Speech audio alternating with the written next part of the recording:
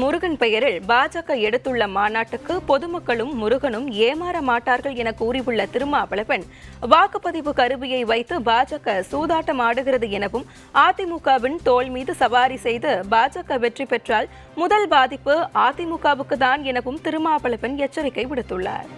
பாரதிய ஜனதா கட்சி மாநிலத்திற்கு மாநிலம் வெவ்வேறு வடிவங்களை கையில் எடுக்கிறது.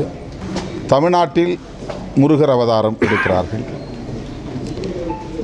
வட இந்திய மாநிலங்களில் அல்லது பிற மாநிலங்களில் மதவாத மாய்மால அரசியலுக்கு மக்களை பலி கொடுத்ததைப் போல தமிழ்நாட்டில்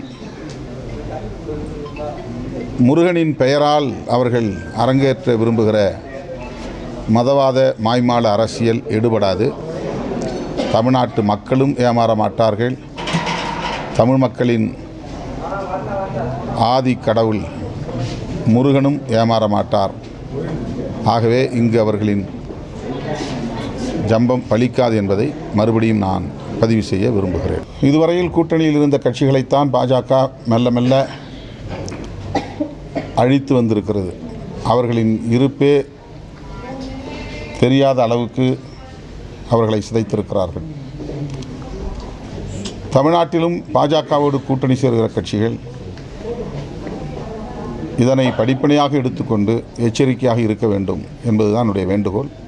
குறிப்பாக அதிமுக, பாஜகவுக்கென்று தனி வாக்கு வங்கி கிடையாது. இன்னும் அவர்களால் அதை உருவாக்க முடியவில்லை. அதிமுக தோள் மீது சவாரி செய்கிறார்கள். அவர்களின் வாக்குகளை பெற்றுக்கொண்டு அது எங்கள் வாக்குகள் என்று சொல்லக்கூடிய ஒரு அரசியல் தான் இங்கே நடைபெற்று கொண்டிருக்கிறது.